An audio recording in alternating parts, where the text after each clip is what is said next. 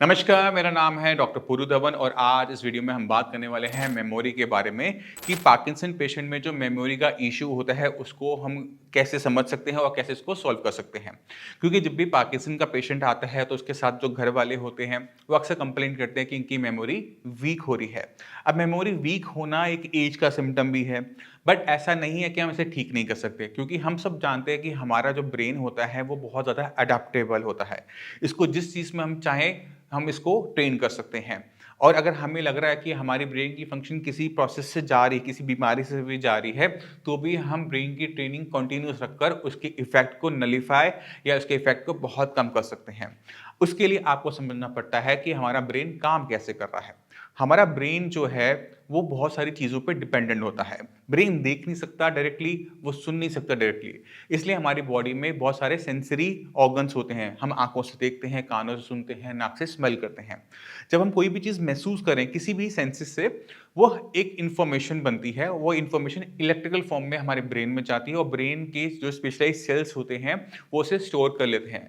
जैसे आपने एक बार गुलाब का फूल सूंघा, गुलाब की फूल का आपको पता लगे कि गुलाब का फूल की स्मेल ऐसी होती है। अगली बार जब हम वो स्मेल भी सूंघेंगे ना, हमें पता है कि ये जो स्मेल है ये गुलाब की है। ठीक है? इसी तरह से हम फैब्रिक की में हम बात कर सकते हैं। जब हम किसी कपड़े को छूते हैं, हमने सपोज़ करो हमने कॉटन के कपड़े को छुआ या फिर हमने सिल्क को छुआ।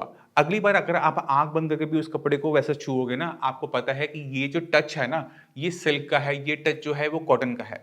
ये कैसे हो पाता है?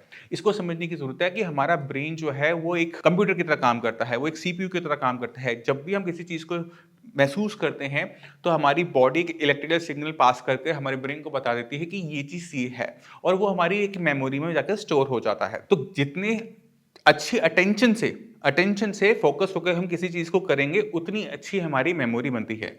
यानी हमारी मेमोरी बनने का लिए पहला स्टेप क्या है? वो है कंसंट्रेशन। यानी आप किसी चीज़ को जब आप कर रहे हो तो वहाँ पर आपका फ़ोकस होना, आपके माइंड का वहाँ पे फ़ोकस होना।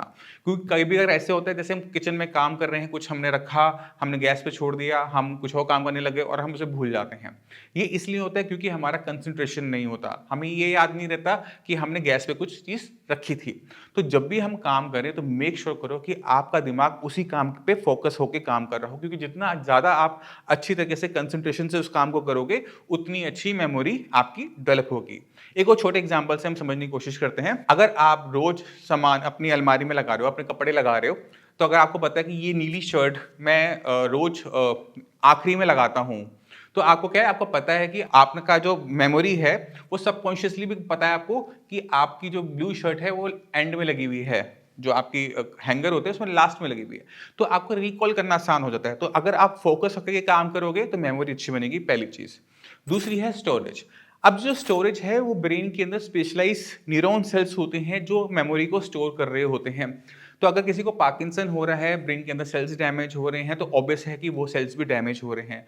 तो अगर हम कोई चीज़ कर भी रहे हैं, अटेंशन भी दे रहे हैं, तो हो सकता है कि हमें दिक्कत हो उसको स्टोर करने में। बट जब भी हम कभी इन्फॉर्मेशन को स्टोर करते हैं, ब्रेन के अंदर स्टोर होती है, सॉरी, तो वो कभी एक सेल पर डिपेंडेंट नहीं होती, वो ग्रुप ऑफ सेल्स पर होती है जिसको हम टिश्यू कहते हैं। तो अगर हमारे टिश्यू के अंदर कुछ सेल्स अगर डैमेज भी हैं, मगर फिर भी वहाँ पे एक बहुत बड़ा हिस्सा वो फंक्शनल होता है। तो अगर हम इसको हमने यहाँ पे क्या करना होता है, यहाँ पे हमने ब्रेन सेल्स को मरने नहीं देना होता, उनकी जो डिग्रेडेशन होती है उसे स्लो डाउन करना होता है। क्योंकि पार्किंसन के अंदर अगर ये डैमेज होते रहेंगे, तो अगर हम कोई मेडिसिन ले भी रहे हैं, हम सिंडोपा भी ले रहे हैं, डोपामिन भी ले रहे हैं, तो हम क्या देखते हैं कि जो सेल मर रहे हैं ना वो कंटिन्यूअसली मरते चले जाते हैं और उसका रिजल्ट क्या होता है, हमारी मेमोरी वीक और वीक और वीक होती है। हमारा मसल से कंट्रोल जाना और कम होता चला जाता है और हमें अपनी मेडिसिन की अमाउंट को बढ़ाते रहना पड़ता है और एक ऐसी स्टेज आ जाती है जहाँ पर ये मेडिसिन काम करना बंद कर देती है। तो जो हमारे ब्रेन की सेल हैं, वहाँ जो स्टोरेज हो रही है उसे कंट्रोल करने के लिए हमें ब्रेन सेल को मरने से स्लो डाउन करना है। इसके लिए में बहुत सारी चीज़ें काम करती है। इसमें काम करती है हमारी डाइट, हम क्या खा रहे हैं क्या नहीं खा रहे, हमारी बॉडी में कोई डेफिशिएंसी है या नहीं है, हम फोकस करने की एक्सरसाइज कर रहे हैं नहीं कर रहे हैं। और इसके ऊपर मैं बहुत सारी वीडियो इस चैनल पे ऑलरेडी बना चुका हूँ और मैं चाहता हूँ कि इस वीडियो के बाद आप एक-एक करके सारी वीडियोज़ को देखें, जिससे आपको समझ में आए कि हमारा ब्रेन काम कैसे करता है और क्यों जब ब्रेन में डैमेज होता है तो पार्किंसन डेवलप होना शुरू हो जाता है। तो ये तो बात होगी स्टोरेज की। अब चलते हैं रिट्रीवल के बारे में। यानी हमारे ब्रेन के अंदर जो स्टोरेज है वो हो जाने के बाद उसे रिट्रीव करना।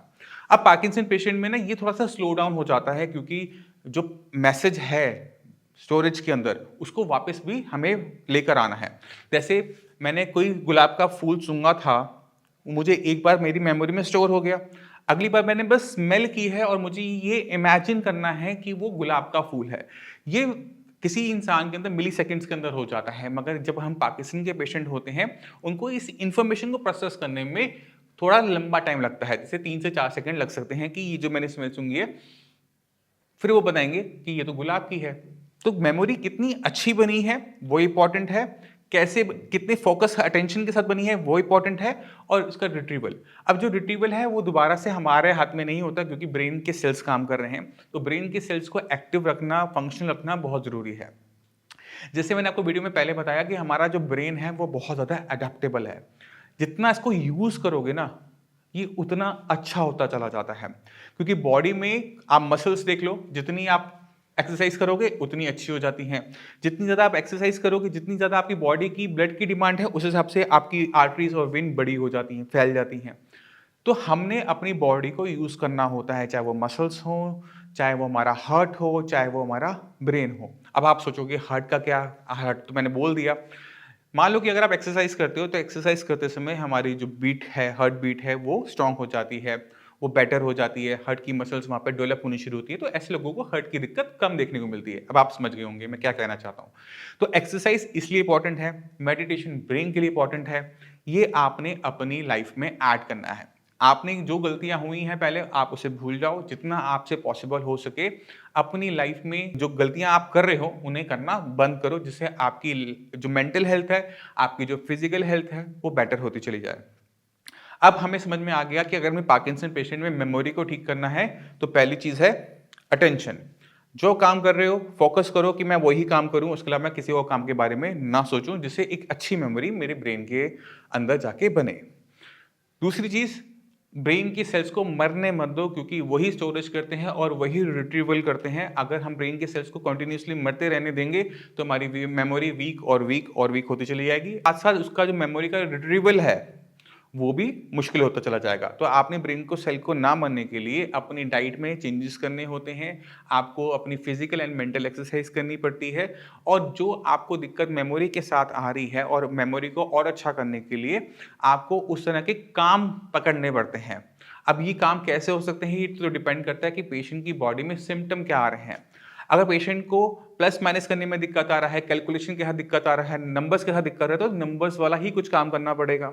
अगर पेशेंट को दिक्कत पढ़ने में आ रही है कि उसे वर्ड समझ में नहीं आ रहे, तो उसे वर्ड्स पढ़ने की ही प्रैक्टिस करनी पड़ेगी।